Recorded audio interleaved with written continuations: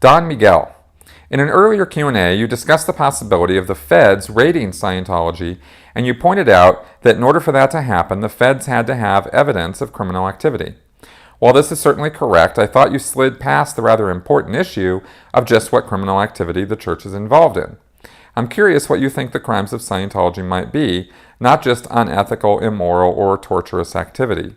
Seems to me that the church is fairly careful not to cross legal lines, and as long as it enjoys protected status as a church, it can engage in all kinds of activities that aren't necessarily illegal. Well, you are absolutely right. The church does engage in all kinds of immoral activities that are not necessarily illegal, even though they're clearly wrong, and anyone with a conscience wouldn't go anywhere near what some of the Church of Scientology does, and they justify it with First Amendment protections. That doesn't make it right, and it doesn't make it always legal either.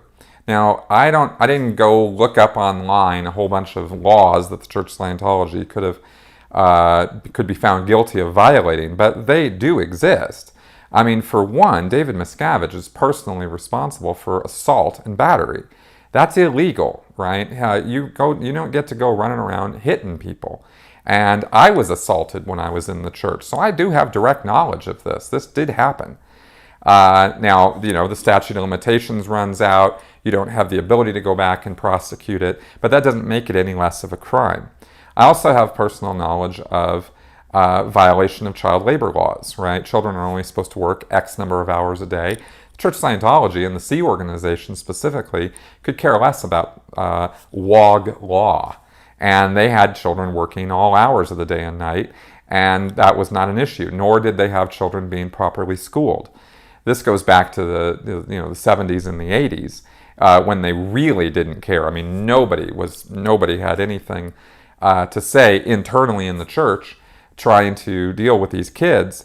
And so there was literally a whole generation of Sea Org children who are now grown up who were horribly mistreated. And there are definitely legal violations there, which the church, once it came out and once it became known that this was going on, because the consequences of leaving a whole generation of these kids basically screwed over and left to drift like driftwood, that's going to get out. Word of that got out. And then the church clamped down on enforcing child labor laws internally, right? Up until the 1990s, they didn't really care about child labor laws, like at all. It didn't even matter. So there are violations there. There's also human rights violations, right? They cloak a lot of their illegal activities under the First Amendment practices, and unfortunately they get away with it. I don't know that it makes it any less illegal. It's just a sort of a legal loophole called the First Amendment. So, it's kind of like, well, it wouldn't be legal for Hewlett-Packard to do what they do with their workforce, but somehow it's legal for the Church of Scientology. I think there's a huge double standard there, and so I'll call that illegal activity in terms of how the Sea Organization specifically handles its workforce, right? And the abuses are, there's a laundry list of abuses with this. So I think that there's criminal activity there as well, right? And then now we're not even touching what the Church of Scientology did as an entity to get tax exemption. Because as I documented in my book, and as has been documented elsewhere, they lied through their teeth to the IRS. And they are, every single day of their existence, the Church of Scientology is violating tax law by violating their 501c3 tax-exempt status.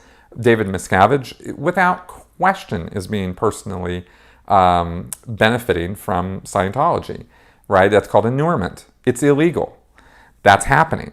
So, so there's corporate law or the tax law rather that I think also could be very seriously looked into, and I think that you would find good cause for legal charges, legal prosecution to be brought against Scientology on that basis. Problem is that it takes a lot of work and evidence gathering to prove this kind of thing. And so I can sit here and I can talk about it and say that I've seen it and say that I experienced it and say that these things happened. But the evidence gathering process of proving those things is difficult. And when you have the amount of money that the Church of Scientology has and how much it's willing to throw at legal defense, you then extend a prosecution for crimes like I've been talking about out to years and years and years of work. And you're talking about taxpayer dollars to prosecute these crimes. And so the FBI and other federal and state agencies look at that, and they look at the cost-benefit ratio basically, and decide, no, we're not going to go after that because there are other easier cases we can prosecute that won't fight back anywhere near as hard as the Church of Scientology will.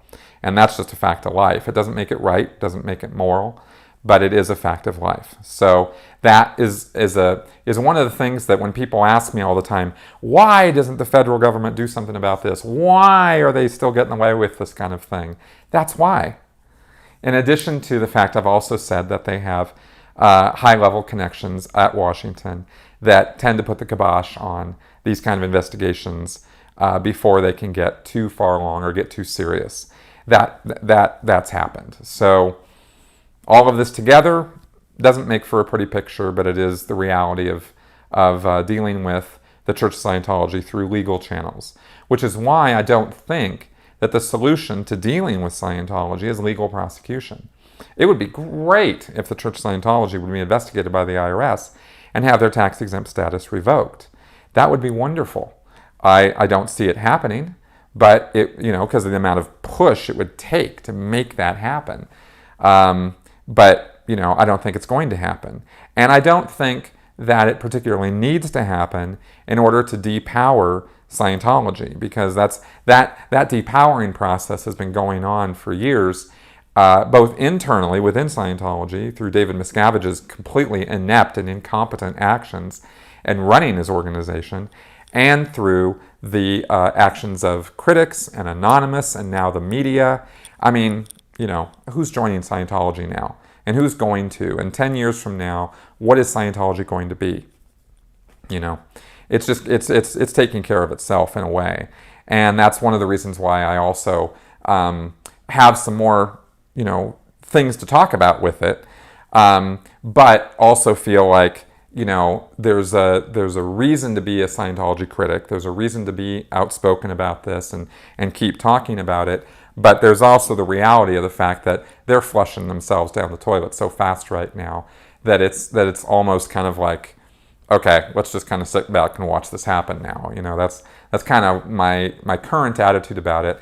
If something happens to change that idea, I'll let you know. But that's kind of how I look at it right now. So there you go.